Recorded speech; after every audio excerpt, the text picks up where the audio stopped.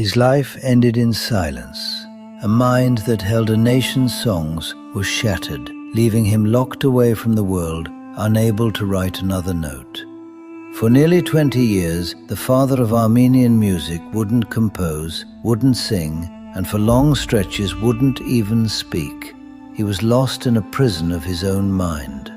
The very man who gave his people a voice had lost his own. But before that tragic end, that same mind accomplished a miracle. This is the story of how a lonely orphan became the savior of his people's voice, a musical pilgrim who walked the earth to preserve a culture on the brink of extinction. He was a priest, a genius, a pioneer of ethnomusicology, and a martyr. This is the full, extraordinary, and heartbreaking story of Komitas. His story begins on October 8, 1869, in the Ottoman town of Kütahya, with a boy named Sogomon Sogomonian. His world was shaped by music and loss from the very start. Both of his parents were known for their musical gifts. His father, a shoemaker, composed songs, while his mother was a talented singer and carpet weaver. But this harmony was tragically short-lived. His mother died when he was just 6 months old. His father, overwhelmed, left the boy in his grandmother's care. By the time he was 11, his father was also gone, and young Sogomon was an orphan. He was a frail, thoughtful boy, often dressed in rags. He got by as a little vagrant singer, whose only real possession was a stunningly beautiful voice. That voice became his currency, his identity, and in the end, his salvation. In 1881, the Armenian Church was searching for gifted orphans to study at the Gevorgian seminary in Echmiadzin, the spiritual heart of Armenia. But when the boy was presented to the head of the church, Catholicos Gevorg IV, there was one major problem. Because of government restrictions, Sogomon had grown up in a Turkish-speaking household and knew no Armenian. The disappointed Catholicos was about to send him away, but the boy, sensing his only chance was slipping away, offered the only thing he could. "I don't speak Armenian," he said, "but if you wish, I will sing." He then sang a sharakan, a complex Armenian church hymn. Without understanding a single word, the Catholicos was so mesmerized by the purity and power of that voice that he accepted him into the seminary on the spot. The wandering singer had finally found a home. At the seminary, Sogomon found the stability he never had.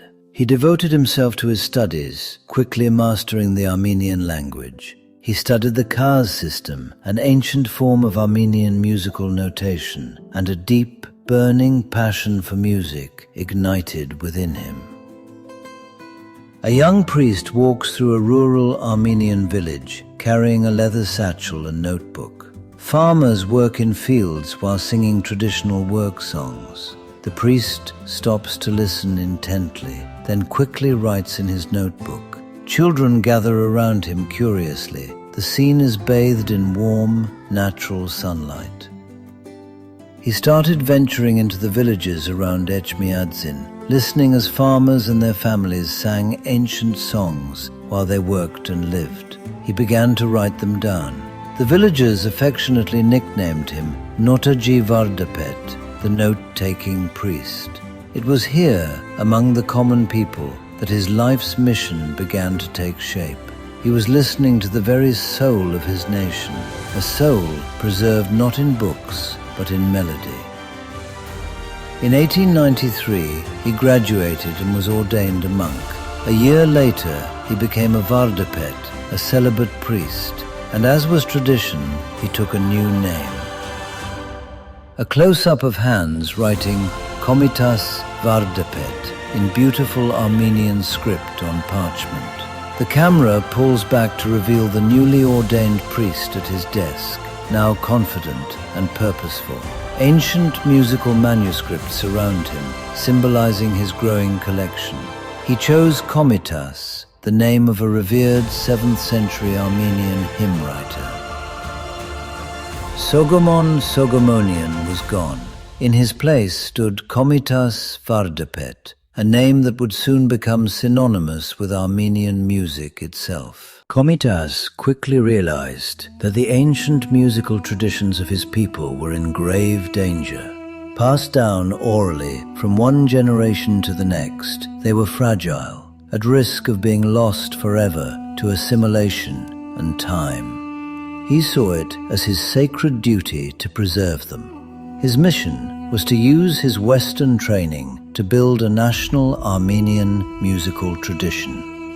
Komitas stands before a distinguished European audience in a grand lecture hall, presenting his research on Armenian music. Charts and musical notation are displayed behind him. The audience listens intently, some taking notes. The lighting emphasizes his authority and expertise. This mission took him to the heart of European musical thought. From 1896 to 1899, he studied music at the Frederick William University and a private conservatory in Berlin. There, he absorbed the principles of Western composition and theory. Komitas travels on horseback through spectacular Armenian mountain landscapes, his saddlebags filled with notebooks and recording equipment. He stops at remote villages where elderly people sing ancient songs. The camera captures both the rugged beauty of the terrain and the intimate moments of musical discovery. But unlike others who might have abandoned their roots, Komitas did the opposite. He forged these Western techniques into a tool, a new lens to analyze, understand, and ultimately elevate Armenian music. He became a founding member of the International Music Society, where he lectured on Armenian music, arguing that its roots were ancient and distinct, not just a copy of other regional styles. When he returned to Echmiadzin in 1899, he was a man transformed. He was no longer just a collector of songs. He was an ethnomusicologist, one of the pioneers of the field, applying scientific rigor to the study of folk music. He spent his summers trekking through the Armenian countryside, meticulously transcribing what is estimated to be over 3,000 songs. He wasn't just capturing notes, he was documenting a way of life, wedding tunes, harvest songs, epic ballads, and lullabies. An intimate Parisian concert venue. Komitas performs at the piano while his choir sings Antuni. In the audience, Claude Debussy leans forward, visibly moved. The camera captures the moment of artistic recognition between two masters. The lighting is sophisticated and theatrical. Komitas took Armenian music to the world. His choir toured European cities, performing for audiences who had never heard anything like it. In Paris, he gave a concert that was attended by the great French composer Claude Debussy. The story goes that after hearing just one song, an arrangement of a migrant's lament called Antuni, Debussy was awestruck. Komitas stands on stage receiving thunderous applause from a sophisticated European audience. His face shows quiet satisfaction and dignity. The camera captures this peak moment of his career, with dramatic stage lighting creating an almost heroic atmosphere. He is said to have bowed before Komitas, declaring that on the basis of that single piece, he deserved to be recognized as a great composer. Komitas had achieved his dream. He had shown the world the beauty and depth of his people's music. He was hailed as the savior of Armenian music. He stood at the absolute peak of his influence, a celebrated artist and cultural leader. But at that very moment of triumph, the world he knew was about to be obliterated. On the night of April 24, 1915, the life Komitas had built was shattered. As part of the Ottoman government's plan to systematically destroy its Armenian population, the event now known as the Armenian genocide, he was arrested. Along with more than 200 other Armenian intellectuals, writers, doctors, politicians, and community leaders, he was rounded up and forced onto a train. They were deported to a prison camp in Chankari, hundreds of miles away. During the journey and in the camp, Komitas witnessed unimaginable horrors. He saw friends brutalized and murdered, He saw a whole culture being annihilated before his very eyes. Through high-level intervention from figures like U.S. Ambassador Henry Morgenthau, and for reasons that remain somewhat debated, Komitas was one of a handful of deportees who were spared. By a special order, he was sent back to Constantinople. He had survived physically, but the man who returned was a ghost. The nightmare he had endured broke him. He developed a severe case of what we now understand as post-traumatic stress disorder. Komitas sits in a corner of his room, rocking back and forth. His hands cover his ears, as if trying to block out sounds only he can hear.